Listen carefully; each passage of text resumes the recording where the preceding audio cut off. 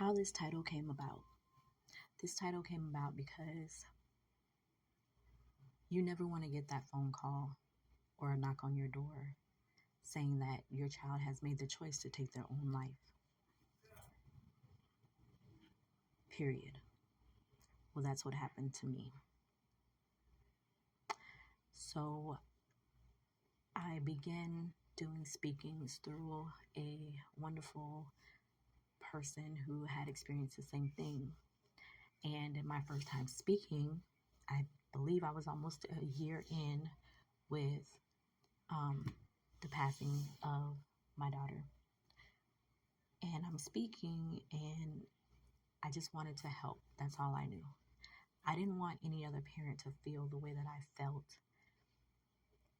when somebody on the other end tells you that they're no longer here because of a choice that they made, because they were being bullied or they didn't fit in, and especially a child who has their whole life ahead of them.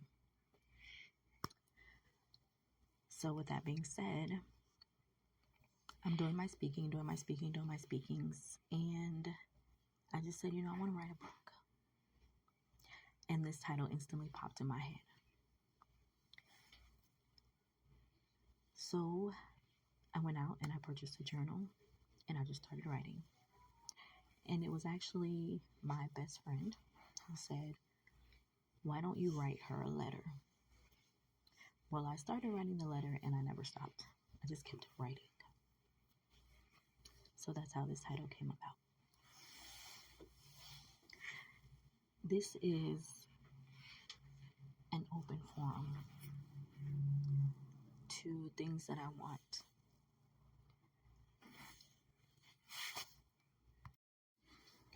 I want us as parents, brothers, sisters, aunts, uncles, grandparents, teachers, counselors, I want us to be aware of our children's mental health. It is so important that we become a support to each other when we're going through, or for anybody that is or has been going through anything such as this. Losing a child is never easy, but losing a child that makes the choice to take their own life, that leaves a big void, a big hole, and a lot of questions. And the main question is always, why? What I found out is that a lot of the times we know why, but as parents or anybody else that is important in this child's life, they tend to blame themselves. And in my journey of doing this, I find that there's not a lot of support at all. It's very, very sad and it's very scary because you have no idea what a person is going through. When we experience a loss, such as a loss of a child taking their life, we have to go out there in the world and put on a brave face. People come to you and they say, I'm sorry, or is there anything that I could do? Or, you're making it through, or, you're looking good. Or they look at you with this pity in their eyes and a sadness, and they want to comfort you, coddle you, whatever you may want to call it. But the other side to that is when we go home and we get in our room and we close the door and we're behind closed doors, people don't understand the tears that we cry, the tears that we shed.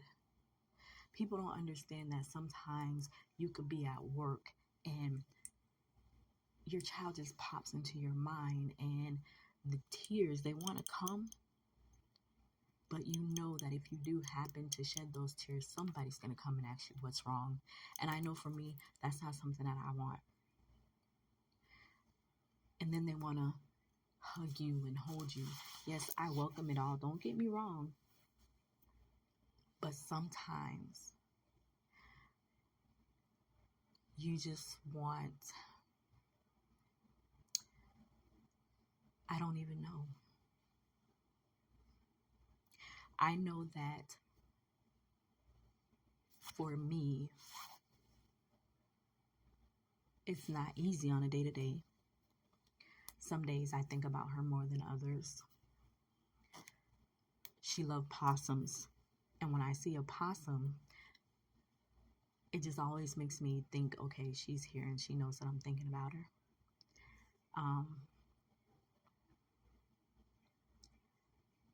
A lot of people have said I need to go to counseling. But for me, my counseling is this book. For me, my counseling is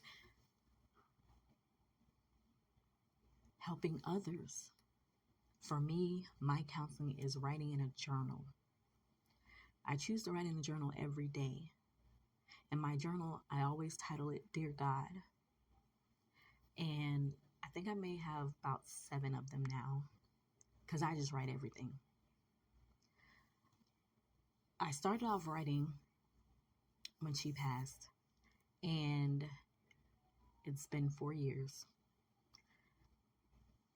And I think I must have like 7 journals because I just put everything in it. But I like to go back and see how far I've come from back then when I first started to now. And I've just made a lot of progress. I don't knock counseling because counseling is needed for some people. But I feel like what's needed the most is when we can support each other. When we can talk about it to each other, especially if it's somebody else that's been through the same thing that you have been through. It is such a relief to know that you are not alone. So I just want this to be open. I want to support. I'm praying for the support from others to just listen, add your input, ask me questions. I'll respond. I'm going to try to do one of these once a week and just see how far it goes. I don't know how far it's going to go. I don't even know if people will pay attention, but I'm just praying and I'm hoping that if I can just help one person, I feel like I've done something. My baby, she always wanted to know what was her purpose here in this world. Why was she here? And I would always say, everybody has a purpose, but she just never knew hers. And it's a different story when you're looking down at a casket and you're telling them your final goodbyes. And my promise is that I would keep her alive just by telling her story. And as she was laying there in the casket, I told her, I said, you know what, baby girl, this was your purpose. Because she has opened up a lot of eyes. She has made people realize that within our community, the minorities, we don't talk about this kind of stuff. We do not talk about anything because we're used to what goes on in this house stays in this house. We can no longer do that. Times are so different. So my baby is definitely serving her purpose and it's coming through me.